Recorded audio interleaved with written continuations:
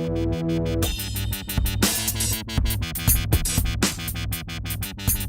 everybody, welcome back. So let's take a break with Stephen Shamus.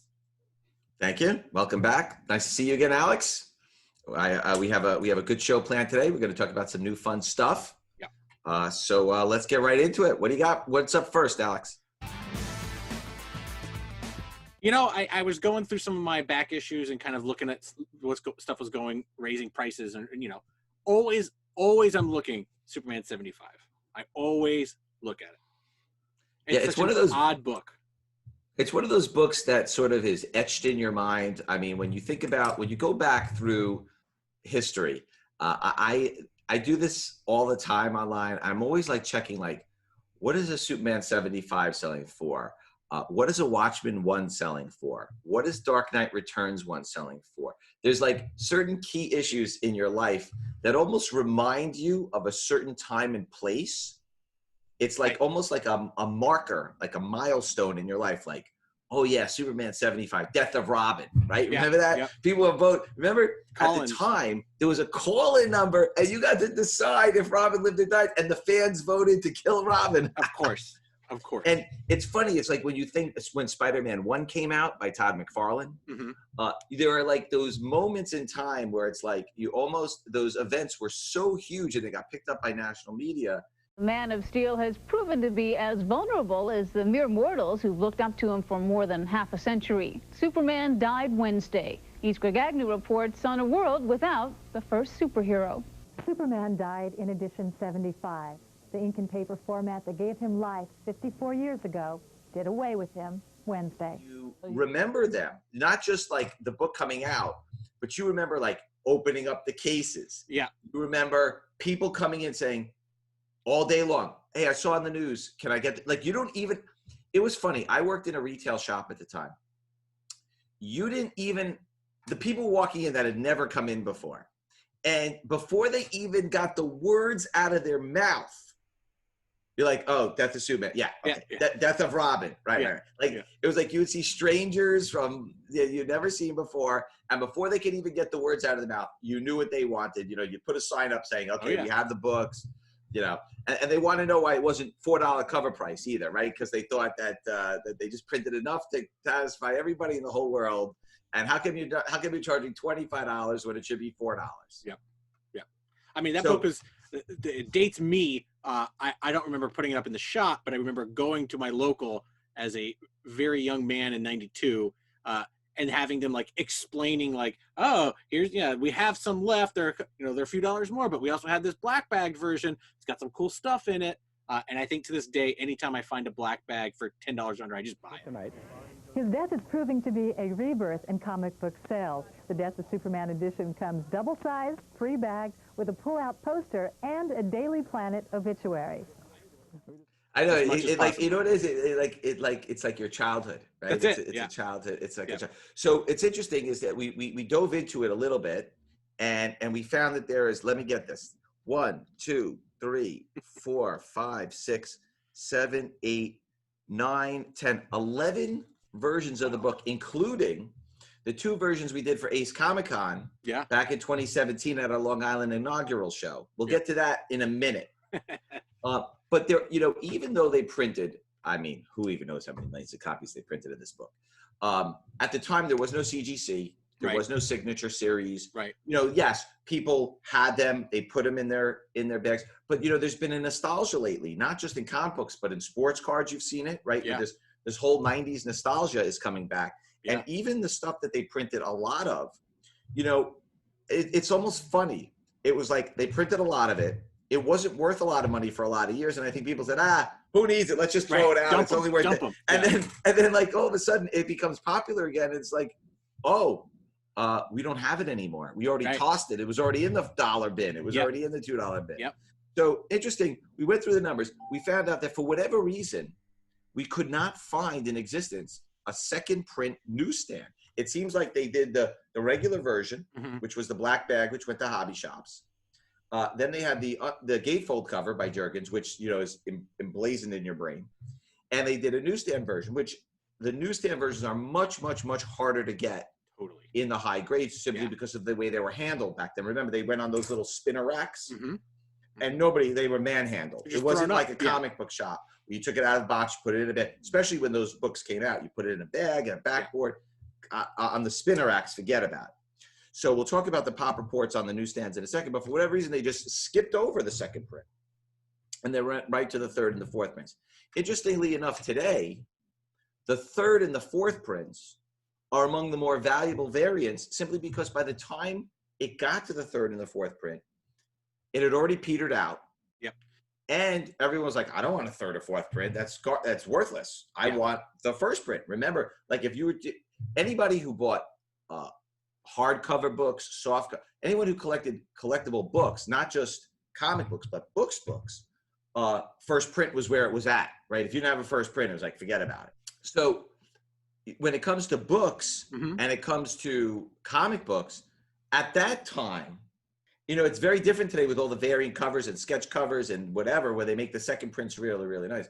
Back then, it was like they put a Roman numeral 2 on it. They put a Roman numeral 3 on it. It was like a paperback book. Change the color a little bit, yeah. Yeah, change the color. So nobody wanted the second, the third, and the fourth prints. Well, today, the fourth print, CGC blue labels, Alex, there's only 9 blue labels and 6 yellow labels on the fourth print.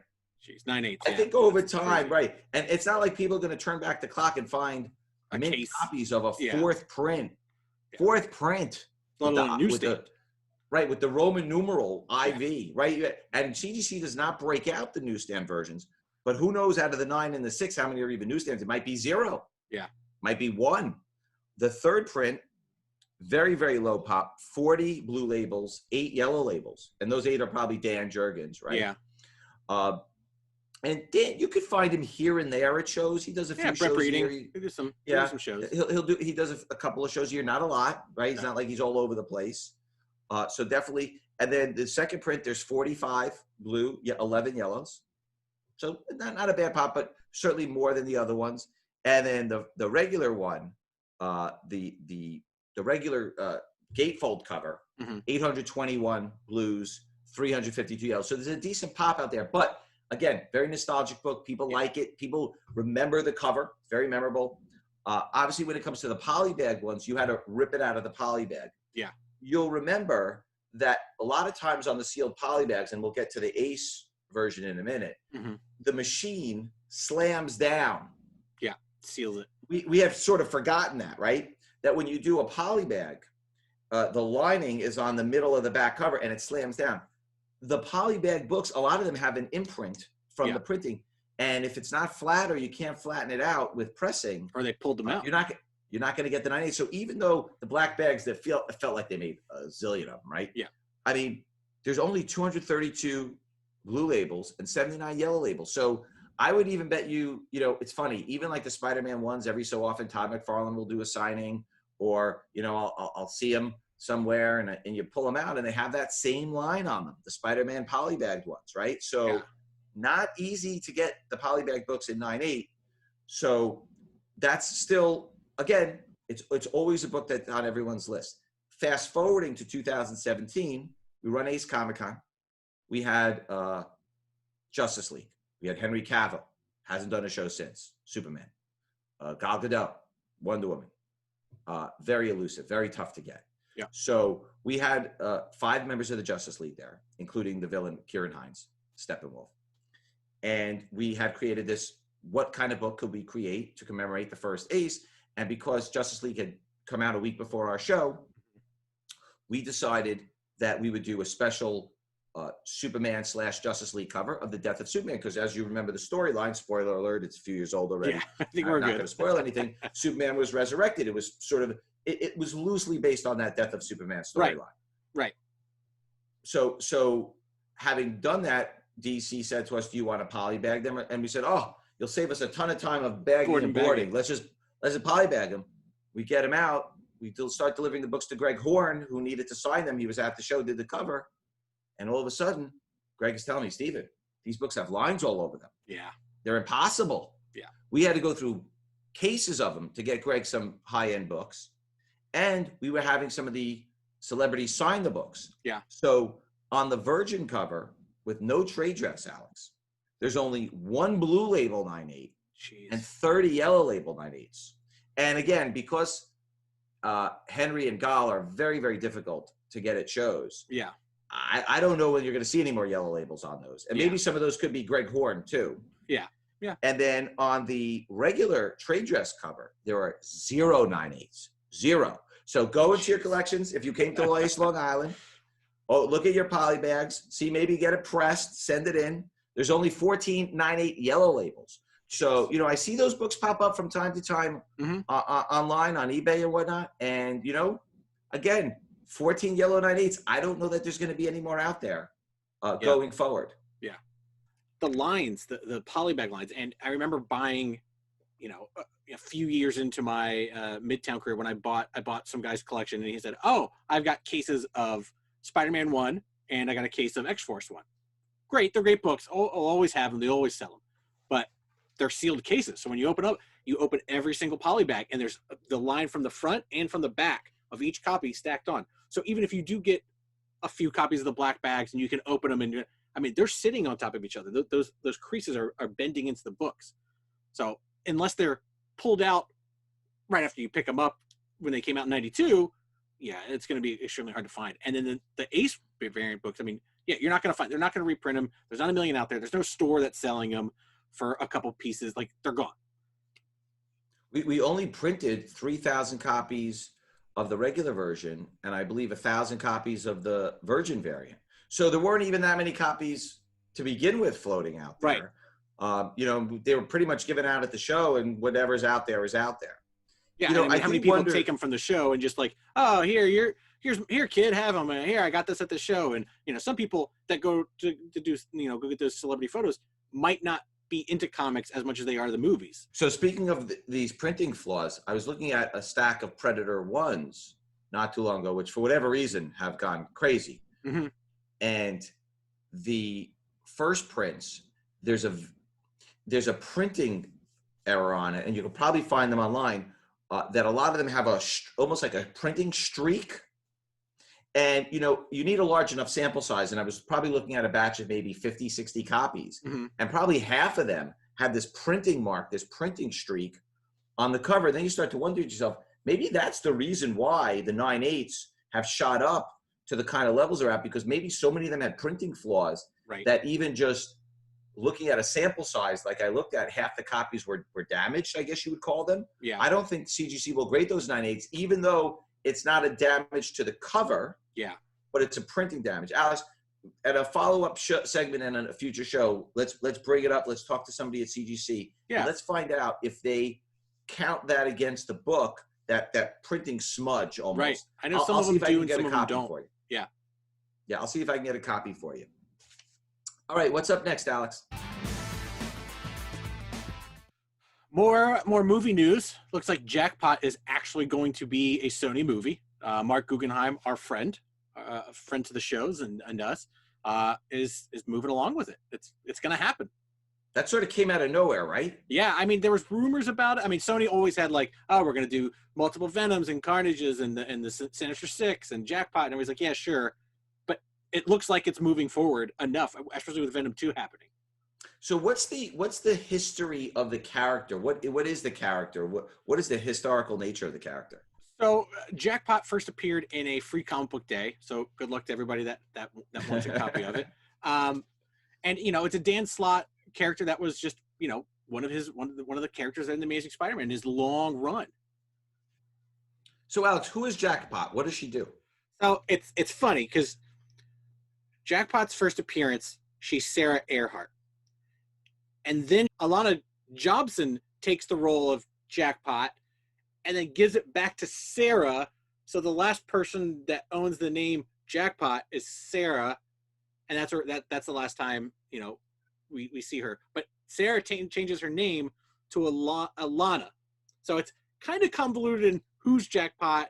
But, I mean, the powers are the same. It's pretty much, you know, you get your highly, you know, gymnast type character, a little bit of super strength, good at hand-to-hand. She's definitely a Spider-Man. I say side character, but she's a Spider-Man character. You know, she knows a bunch of people from the Daily Bugle. She knows Robbie Robinson and Baby Brant and all that. So it's funny to see what this movie's going to be. Is it going to be Sarah? Are they going to bring both Alana and Sarah into it? You know, I think the Puma has more back history than Jackpot does at this point. To make a full movie on is going to be very interesting to see. Well, sometimes, you know, not having to live up to the storylines, right? Like Stargirl, we talked about on the CW network. Yeah. There's no preconceived notion of what does she look like? What does she do? How tall is she? How this, how that, whatever. Sometimes when you have a blank slate, it's a little bit easier because you don't have any expectations going in of who this character is, what they mean to you, what they should look like. Right. You know, when you have a character like Wonder Woman, they hit a home run, grand slam with Gal Gadot because she embodies and looks like the character. But for every Gal Gadot, we've seen misses where people have this notion of, oh, this is what this character should look like. And then the fans don't accept it. So, Alex, so when you have the free comic book day version, are all of the versions of Jackpot in there? No, just the Sarah. Just Sarah's in there. That's her first appearance. So she is the one in that book. And on the limited series, 1, 2, and 3, do all of the characters appear? Yes. Sarah and Alana appear. So it's possible that the first appearance is not going to be the free comic book day version. Very similar to what we're seeing with Black Knight, which we're going to talk about next, which is you have the Dane Whitman version, but there's other versions, and you want to make sure you have the right version. So it is interesting. You might need to keep an eye on both comics, depending on how they do the movie, because they haven't announced yet, right? Which version of Jackpot is No, it's still in really early development. And you know, she's been in quite a few issues of just the Amazing Spider-Man run. So piecing that collection together shouldn't be hard. That Dan Slott run, there's a lot in there, but they're not super highly expensive. So if you wanted a Jackpot run, Free Comic Book Day is the first place to start. That's going to be hard to find in high quality because Free Comic Book Days, again, those are free comics. Nobody really kept them in nice shape. I don't think there's many CGCs out there, if any. No, zero pop. Yeah. So, and then the miniseries, which again, number 1, 2, and 3, finding those in high grade, it's gonna be tough. And those are 0 pop too. Yeah. So you already. The funny thing is there's no comic book shows, so the dealers have time to catch up a little bit, right? That's it. They go through their boxes, start pulling them out, start putting them online. Look what we saw with Ball and Chain. Those sets are now $90 plus. Good luck. You can't find them. At least people do have time to look for them now. Okay, that's great. So Alex, moving on. What do we got next? Black Knight. We talked about a little bit last episode. Right. Obviously, the Dane Whitman version of Black Knight. Remember, there's a few different ones. Don't want to get caught up buying the wrong one. I'm sure a lot of people out there are like, oh, Black Knight, there's a hysteria, and then all of a sudden they buy the wrong version. They need the Dane Whitman version of it. I will say because there's other companies as well that have a Black Knight. That's true. That's true. There's other companies as well. So there's really, I've identified 1, 2, 3, 4, 5, 6, 7 books that really, to me, whether it's the covers or the imagery or the pops or whatever it is, have sort of struck me as the right Dane Whitman Black Knight books to get. We did see, interestingly enough, right before our Chicago event, and Kit was there, they had probably announced that he was the Black Knight maybe a month before. Yeah. And that's, that was our last event. Obviously we haven't had one since because of the pandemic. And he definitely signed, not a lot, but definitely signed some Black Knight stuff there. And it's funny because it's like gold right now, right? Because you can't get autographs from anybody. There's no autograph shows. You certainly can't meet Kid. He lives in the UK, so he's not here. So these are the books that I've identified, and at some point you might either want to get them signed by Kid or just keep them Blue Label, right? Yeah. So Avengers 47 is a cameo. I think what we've learned over the years when it comes to the cameos, and again, Spider-Man 298 is worth money, really more because of its first McFarlane, it's part of the run. Spider-Man 344 is worth a decent amount, right? Incredible Hulk 180 is a decent price, but really people, right. And with the full appearance.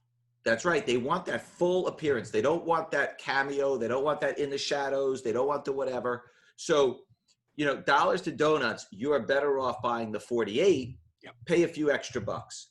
The 9.8 blue labels are very, very rare. There's only 12 9/8. I think one just sold at Heritage for around $7,000. So that's not really in the realm. But I will say this.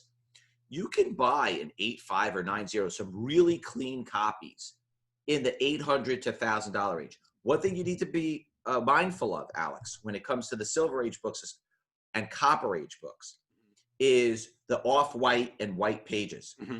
There's a big discrepancy in terms of collectors and what they want.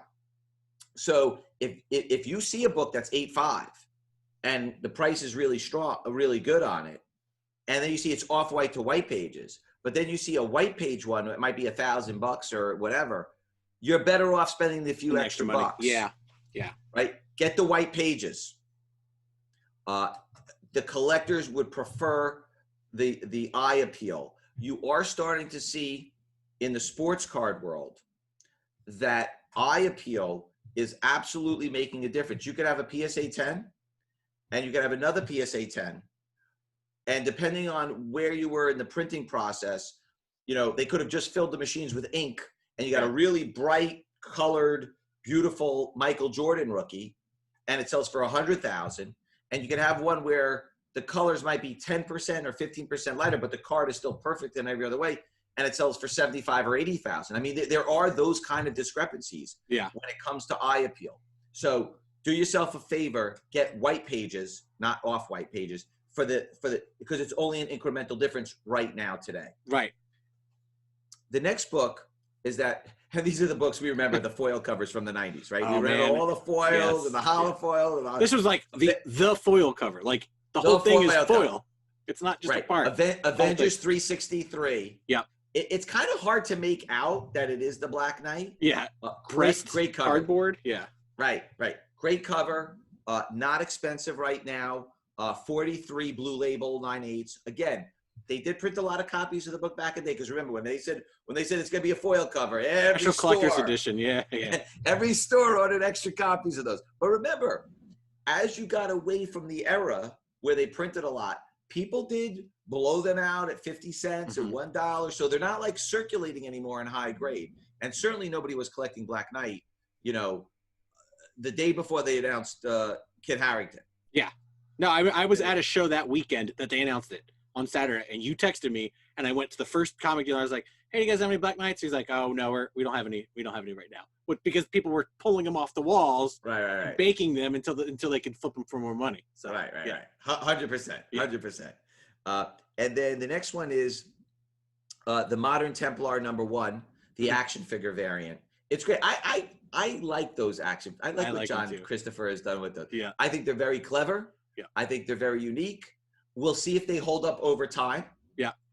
But I like them. I think they're cool. The Star Wars ones are staying high. They're not going anywhere. So they're great covers. So that's the next one. The next one is Avengers 225. Mm-hmm. Another great. Again, you know, Black Knight was not a mainstream character. It was not been in a bunch of teams. He's been in a bunch of teams. Been around, but it's hard to get those sort of classic, iconic covers of right. That one only has a 34 pop blue label, still pretty low. The book is from 1982. Mm-hmm. So again, you're not going to find too many more copies floating around. 38 years old already. The next book is Avengers 273. That's the headshot cover. Mm-hmm. I love those anniversary. They're so good. Covers, it's right? So good. Those are good. Yeah, those are good. I really like those. I think they're nice. Again, you're looking for nice eye appeal. Yeah. Right. Those look good on a wall. Like you get a few of those on a wall. It makes sense.